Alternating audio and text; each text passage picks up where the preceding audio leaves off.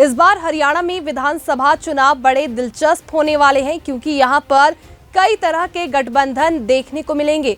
बात करें आईएनएलडी और बीएसपी की, जो इस बार गठबंधन के तहत चुनावी मैदान में उतरी है और एक दूसरे को मजबूती देते हुए जीत का दावा भी कर रही है।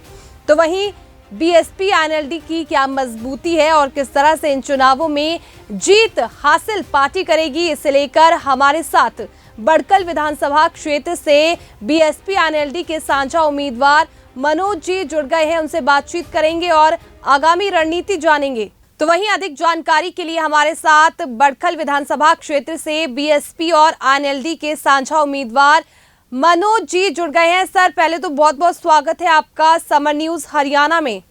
जी पत्रकार महोदय, आपका भी धन्यवाद। जी, किस तरह से देख रहे हैं सर, चुनावी रण में आप उतरे हैं और बड़े बड़े दिग्गज नेता भी आपके सामने हैं। ये जो दिग्गज नेता है मैडम, इनको जनता जनार्दन लगभग 10 साल भारतीय जनता पार्टी का राज रहा है, अब 2014 से 24 तक जी। और पीछे 2004 से 14 तक कांग्रेस पार्टी का राज रहा, हरियाणा में सरकार रही। तो इन दिग्गज नेताओं को इस क्षेत्र की जनता देख चुकी है। इन्होंने विकास के कार्य कोई भी नहीं किए, या कोई गांव है या कॉलोनी है या कोई स्लम बस्ती है, किसी युवाओं को रोजगार नहीं दिया, किसी के मान सम्मान में इन्होंने कोई कार्य नहीं किया, कहीं कोई अन्याय अत्याचार हुआ तो इन्होंने कोई आंदोलन में कहीं साझा नहीं किया इन्होंने। तो जनता इनको समझ चुकी है, ये छलिया है, ये धोखेबाज हैं। इस बार इनको वोट की चोट से इनको सबक सिखाने का काम करेगी। एक युवा साथी आप इनके बीच में जो है संघर्ष कर रहा है और बहुजन समाज पार्टी नेलो के जो साझा उम्मीदवार माननीय बहन जी और अभय सिंह चौटाला जी ने यहाँ पर भेजने का काम किया है। जनता उनको पूरा दुलार और अपना आशीर्वाद दे रही है और इस बार बड़कल विधानसभा में आपको बदलाव देखने को मिलेगा। जी, जनता के बीच क्या माहौल है? जनता के बीच में ऐसा माहौल है, जनता की जब कांग्रेस की टिकट हुई तो लोग रोने लगे और जब भारतीय जनता पार्टी के उम्मीदवार की टिकट हुई तो जनता जनार्दन, इस क्षेत्र की जनता और जोर से रोने लगी, क्योंकि 200 करोड़ का घोटाला भारतीय जनता पार्टी के उम्मीदवार जो हैं आज यहाँ से वर्तमान में, उनका नाम है।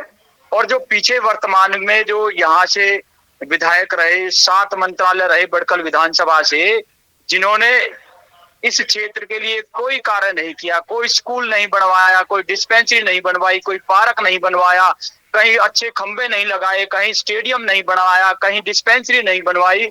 और यहाँ तक कि आप देख सकते हैं, अगर छोटे मोटे कोई स्कूल भी हैं तो उनमें कोई मैनेजमेंट बेंच की कोई सुविधा नहीं है, पानी भर जाता है। और मंत्री साहब का गांव नवादा रहा, आज नवादे में आप देख सकते हैं एक एक घुटने जो है हमारे वो डूब जाते हैं, इतना पानी भर जाता है, चारों रास्ते जाम हो जाते हैं। बड़े शर्म की बात होती है, माताओं बहनों को निकलने में भी अपने कपड़े जो है मतलब कि आप कहने में भी हमें शर्म आती है। बच्चे स्कूल नहीं जा पाते हैं। आप कोई विकास कार्य इनका जो है कोई खास नहीं रहा, तो जनता बदलाव चाहती है। ये क्या है, ये राजनीतिक व्यापारी लोग हैं, चाहे कांग्रेस के नेता है या भारतीय जनता पार्टी के नेता है। ये सिर्फ 5 दिन के लिए करोड़ों रुपए चुनाव में खर्च करते हैं, इस क्षेत्र की भोली भाली जनता से वोट को लूट ले जाते हैं और लूटने के बाद इस भोली भाली जनता का खून चूसने का काम करते हैं और हजारों करोड़ रुपए कमाने का काम करते हैं। ये ऐसे राजनीतिक व्यापारी हैं। तो इस क्षेत्र की जनता का आज तक इनको धोखा मिला है, इनको जो विश्वास पे ये खरे नहीं उतर पाए। तो विकल्प के रूप में आपके चैनल के माध्यम से जनता जनार्दन और बड़कल विधानसभा के मतदाताओं से मेरी हाथ जोड़कर अपील है, आप इस बदलाव में आप जो है मेरी मदद करें, क्योंकि कांग्रेस एक खाई है और भाजपा और एक कुआं है। तो एक तरफ कुआं है, एक तरफ खाई है और ये हाथी पे खड़ा मनोज चौधरी आपका भाई है। इसको 5 तारीख के हाथी के सामने वाला बटन दबाकर यहाँ से विजयी बनाए। इस क्षेत्र का मान सम्मान करेंगे, विकास कार्य करने का काम करेंगे और संघर्ष के साथ इस बड़कल विधानसभा की आवाज बनकर पूरे हरियाणा प्रदेश में नाम रोशन करने का काम करेंगे। जी सर, स्कूलों की आपने बात की, लेकिन शिक्षा मंत्री हरियाणा सरकार में सीमा त्रिखा रही, वो भी इसी विधानसभा क्षेत्र से आती है। मैंने अपनी बात में पहले ही कहा, ये बड़कल क्षेत्र ऐसा है, दोनों ही कांग्रेस से और भारतीय जनता पार्टी से मंत्री रहे। और आप देख सकते हैं किसी भी कॉलोनी में चले जाएं, अनखीर गांव है, भाकरी है, नवादा है, बड़कल गांव है, अनंतपुर है, फतेहपुर चंदीला है, मेवला महाराजपुर है, शिवदुर्ग बयार, लकड़पुर खोरी है, एसडीएम नगर है, गांधी कॉलोनी है, दयाल नगर है, भगत सिंह कॉलोनी है, एसी नगर है, श्याम नगर की झुग्गियां हैं, एसडीएम नगर बहुत बड़ा एरिया है। और आप देख सकते हैं किसी में भी स्कूल में कोई मैनेजमेंट नहीं है, कोई बच्चों के लिए कोई कंप्यूटर क्लास नहीं है, कोई बच्चों के लिए किताब कॉपी की सही से व्यवस्था नहीं है, क्योंकि गरीब का बच्चा, जो आम व्यक्ति का बच्चा कहाँ से पढ़ेगा, वो सरकारी स्कूलों में पढ़ेगा।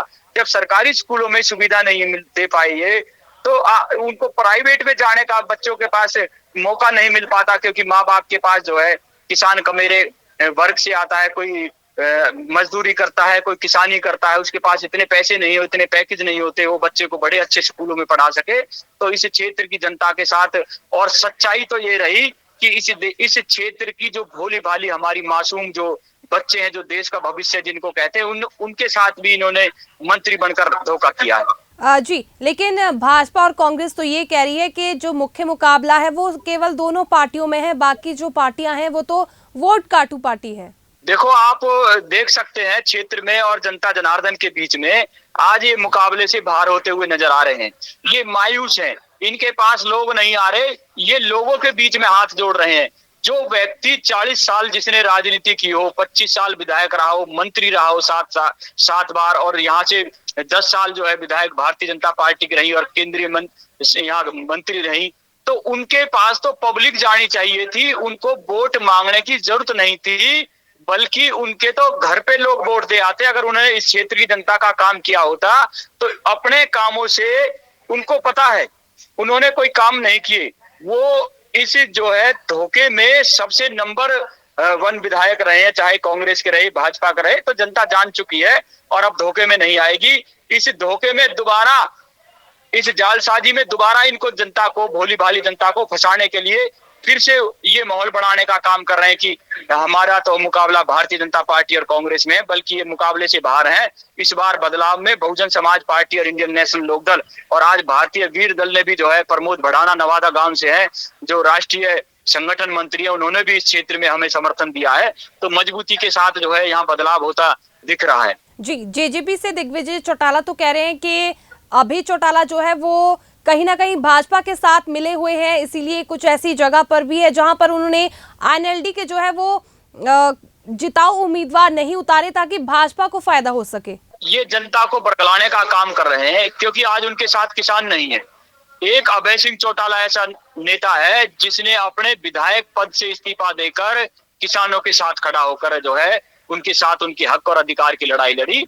तो जनता आज किसान कमेटी की लड़ाई को मजबूत करने का काम कर रही है और इस प्रदेश में, हरियाणा में गठबंधन की सरकार बनेगी। चौधरी अभय सिंह चौटाला जी इस प्रदेश के मुख्यमंत्री बनेंगे। जी, यदि आपको किसी सरकार को समर्थन देना पड़ा, क्योंकि 90 सीटों पर भी आपके प्रत्याशी नहीं है, कहीं ना कहीं जो पार्टी ज्यादा वोट ले जाएगी उसके साथ सरकार बनाने के लिए गठबंधन करना पड़ेगा, तो क्या आईएनएलडी या बसपा तैयार है? पत्रकार महोदय, सबसे पहले तो किसान कमेरे के पास इतनी वोट है और सर्व समाज के, आज गरीब समाज के, किसी भी जाति या धर्म के लोग हैं, वो सिर्फ गठबंधन को वोट दे रहे हैं। बहुमत की सरकार बनेगी, निश्चित रूप से अभय सिंह चौटाला जी यहाँ के मुख्यमंत्री बनेंगे। अगर फिर भी जनता जनार्दन कोई कमी छोड़ती है तो पार्टी के शीर्ष नेताओं का फैसला है, ये जनता का फैसला है, जनता ने तय करना है 5 तारीख को। और हम जनता से अपील करते हैं कि हरियाणा प्रदेश में आप हमारी सरकार बनाएं। हम इस जो बेरोजगारी भत्ता 21,000 रुपए देने का काम करेंगे, 7500 रुपए जो 7,500 रुपए वृद्धा पेंशन देने का काम करेंगे, प्रत्येक घर से एक सरकारी नौकरी देने का काम करेंगे, बिजली पानी सीवर की सुविधाएं फ्री करने का काम करेंगे। स्वामीनाथन की रिपोर्ट जो आज तक किसान की लागू नहीं हुई, उस पर जो है प्रतिबद्ध रहेंगे लागू करने में। तो ये सारे हमारे विशेष मुद्दे हैं जिन पे आज जनता विश्वास कर रही है और बहुमत की सरकार बनाएगी।